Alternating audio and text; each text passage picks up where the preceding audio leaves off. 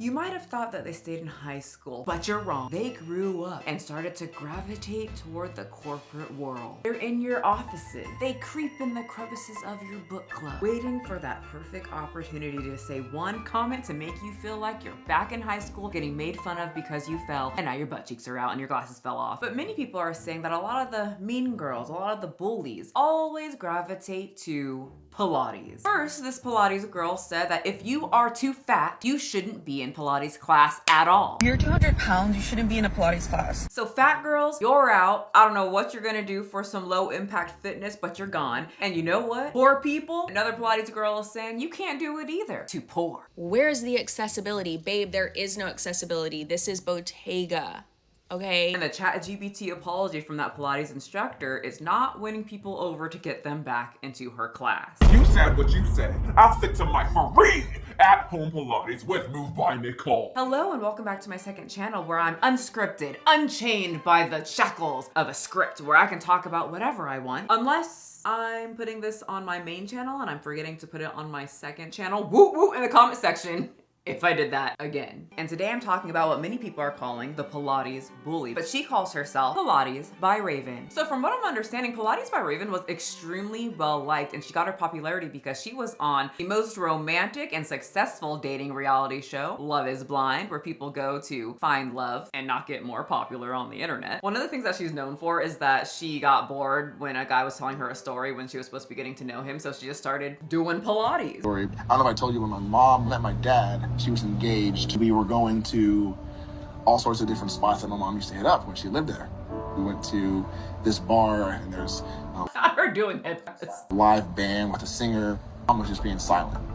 We were just like, okay, what the hell's going on here? And then he clears the dance floor and he has a special song. And my dad was with us. I'm like, okay, what the fuck's going on here?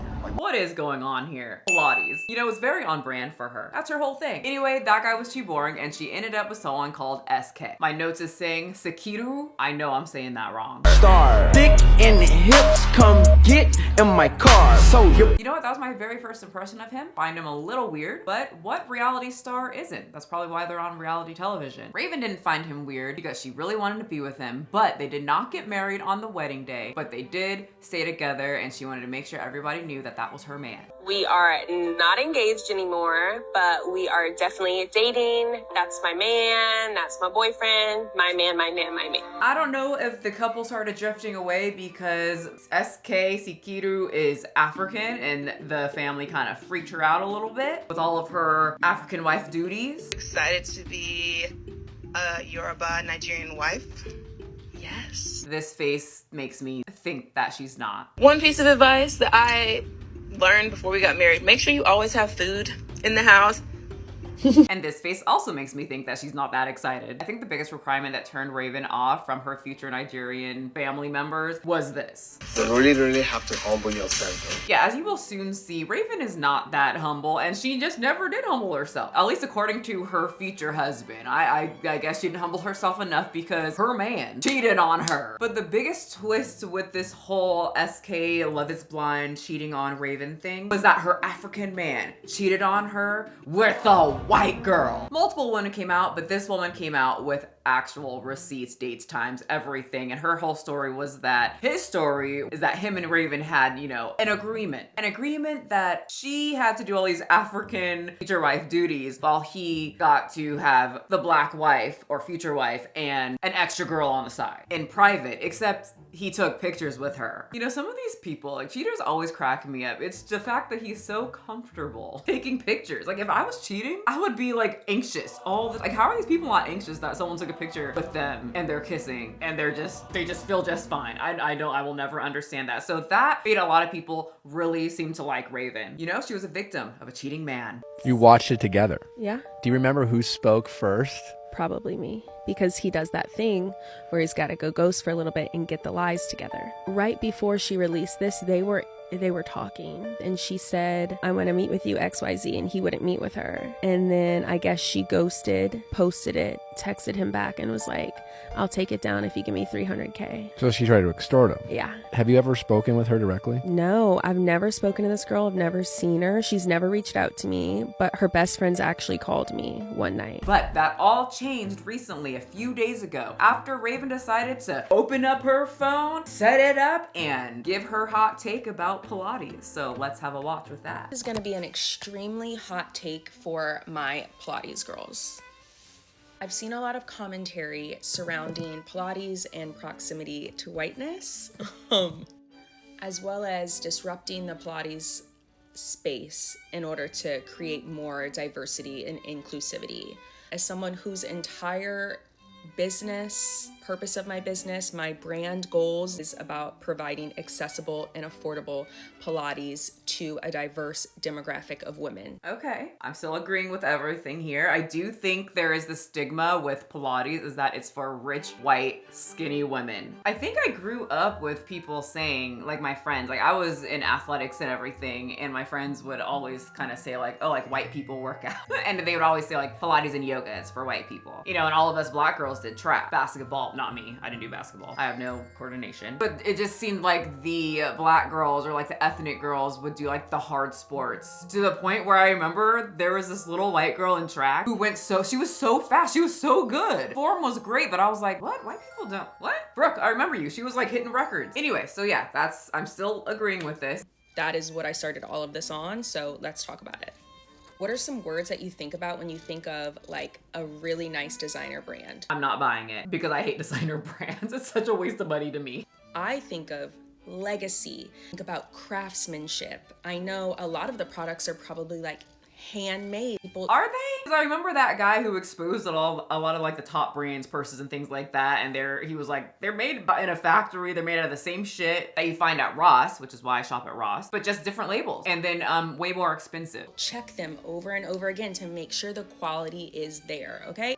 The design is there, and that's why we pay top dollar. Not me. When I think of like people that make things handmade, I think of like small businesses, not the big brands that try to get like, I'm not saying it's bad quality, but I'm not thinking of like big brands really putting in really intricate details with their hands. I feel like they don't do that. I feel like it's made in a factory, but I could be wrong because I honestly don't care. I'm not gonna buy it. Anyway, let's see how she's gonna tie this all into Pilates. We pay our top coins for these designer items, right? Like you would never walk into Bottega and be like, where's the diversity? Where's the accessibility? Babe, there is no accessibility. This is Bottega, okay? Okay, but what does Bottega have to do with a Pilates? What is Bottega? Let's look it up really quick. Okay, so I looked up Bottega Veneta and I went to their running shoes, so because that's something that I would probably use, and their cheapest running shoe is $1,000.50 for my feet to get sweaty in. So once again, how is this going to be compared to Pilates? I want you to think the same way about Pilates, and I know a lot of us who've just gotten into this, or maybe we're new instructors, we like haven't been trained. Pilates is a legacy, okay? People have worked generations to preserve this method of exercise. Even just training an instructor classically through a good program takes 500 hours minimum. Stop. She's acting like this is some sacred dance from our ancestors or something. Something that ignites something inside of you and gives you some kind of spiritual awakening. It's Pilates. It's not, she didn't have to do this. That was a little weird. It does seem a little, this is for the people up here and this is for the people down here, and it's not for everyone if you don't fit in. Too bad. I feel like I'm back in high school and some girl is saying, you can't sit with us! You know, in the Mean Girls universe. Is butter a carb? And I'm totally fine not being included in everything, but Pilates? I can get that shit off YouTube like I've been doing. As for any kind of workout in this digital age that we live in. Okay. Nothing about Pilates is giving cheap. Didn't she just say about 38 seconds ago that she has affordable Pilates classes? Also, hold on 1 second.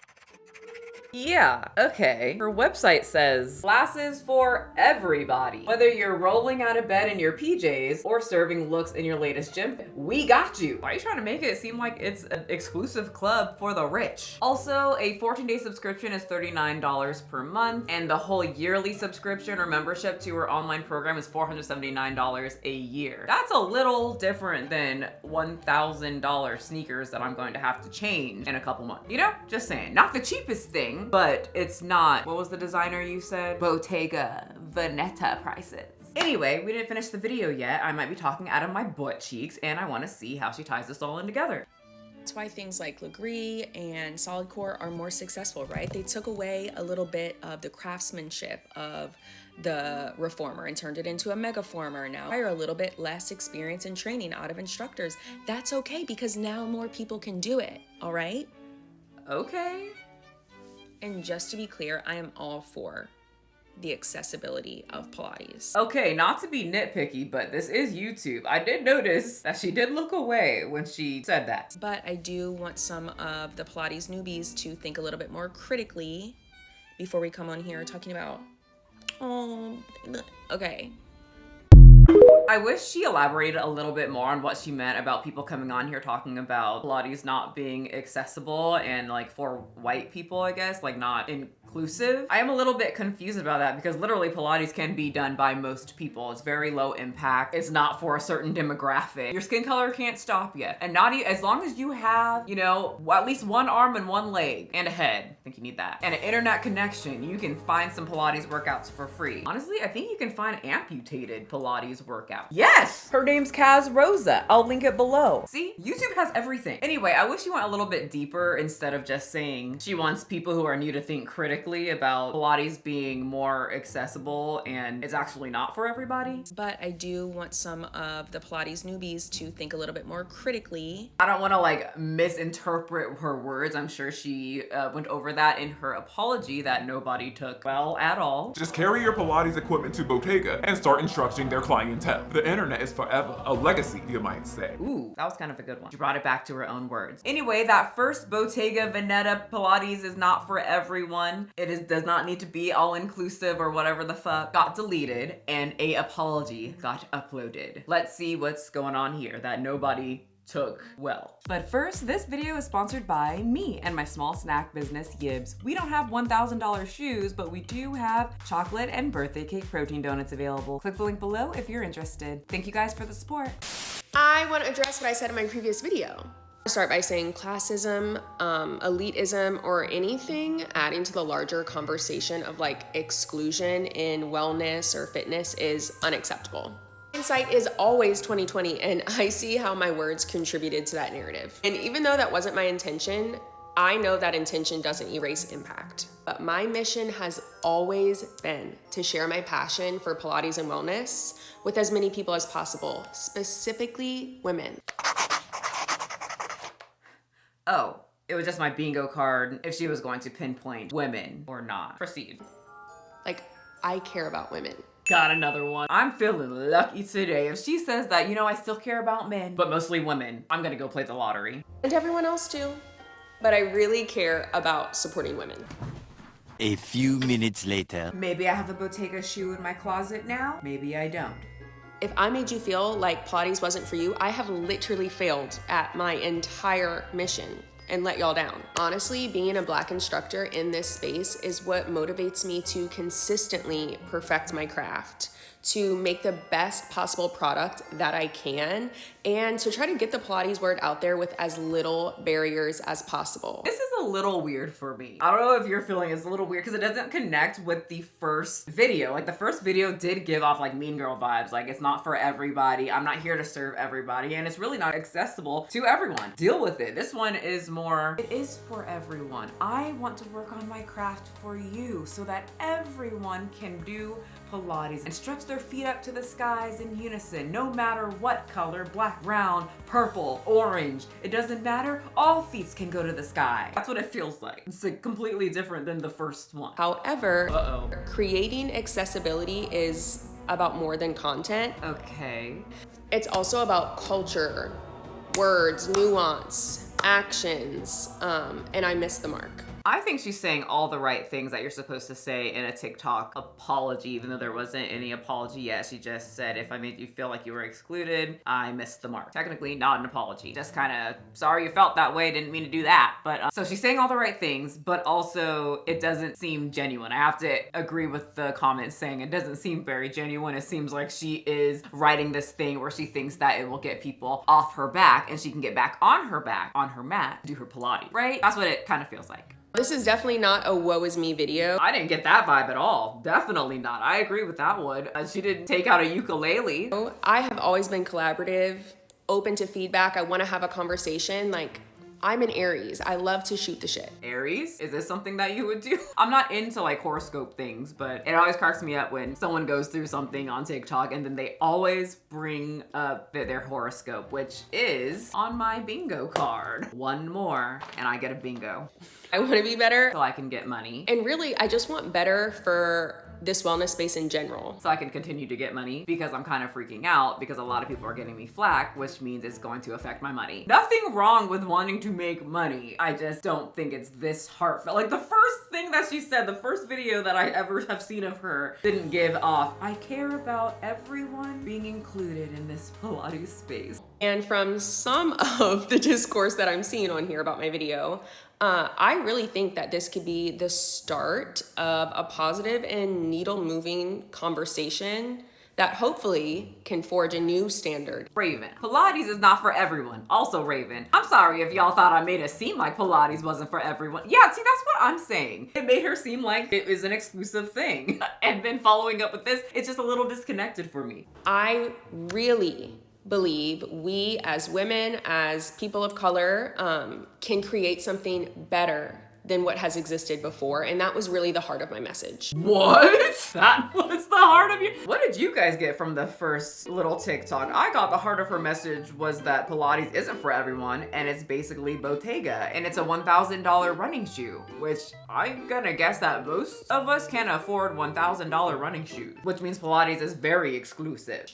I thank you for holding me accountable. That always cracks me up when they're like, thank you so much for yelling at me in the comments and calling me a bitch. I mean, she literally said, and I quote, there is no accessibility, but it's okay. She's literally just an Aries, so it's fine. And giving me the chance to gather feedback and move forward and go even harder.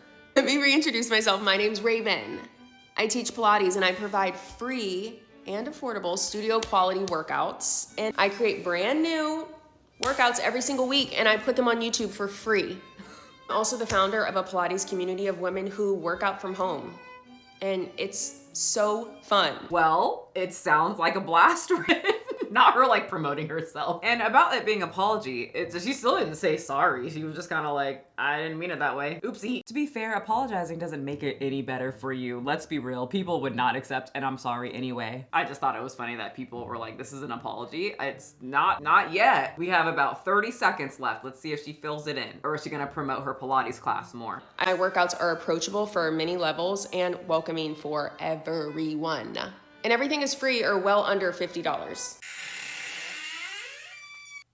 I watched the rest of the video just to see if it was any importance, so I don't bore you guys, but I think you're gonna like what she says. It definitely saved the whole video. She's one of the people. There we go. I want to give a shout out to all of the Black and brown instructors that I found through this discourse. So put yourself out there in the comments. Let us know who you are. Let us know where your classes are.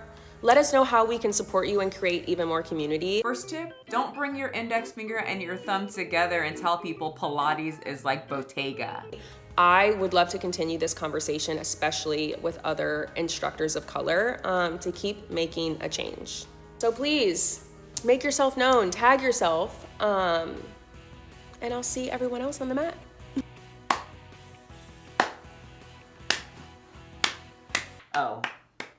Yeah, no one clapped. Everybody was pissed. Everyone in the comment section was not liking this and pretty much said, Raven, what the hell is that? Negro, please. Didn't somebody tell you this was an all-white party? Someone get this jigaboo away. John Pilates, he created Pilates in prison, while in prison. Now that she's on here talking about some Pilates is some luxury. Hello, I'm here. What are you doing here? I'm here for the Pilates class. Bro, I'm literally just trying to exercise. I'm trying to heard this was a really great way to relieve what? You don't walk into Bottega to relieve stress. Have you ever been to Bottega, I've never been bitch? to Bottega. No, well, I haven't been to Bottega. Exactly. And that is what people on TikTok are angry about. So I think it's safe to say that a lot of people probably will not be joining Raven on the mat. But I do have to say thank you for joining me on here. And if you want to see another video, we just talked about Cardi B. She has learned absolutely nothing from Samira and her fat phobic comments because now she's in court being even more fat phobic. But unlike the public reaction with Raven, people were clapping for Cardi B. So I will leave that up here on my main channel and down here. It's an almost hour-long video. Action-packed. It took a lot of time to edit. So I do appreciate all of you guys for clicking on this video. If you click on the next video, and I will see you guys all in the next video.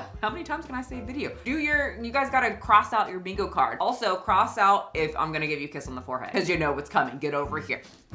See ya. You can sit on the mats with us. Pilates Bully baddie making such a fuss. You can sit on the mats with us. Your words weigh heavy, but we rise robust. She claimed it's not accessible, it's luxury sweat. Like Bottega Veneta, girl, don't get away. But the truth is movements.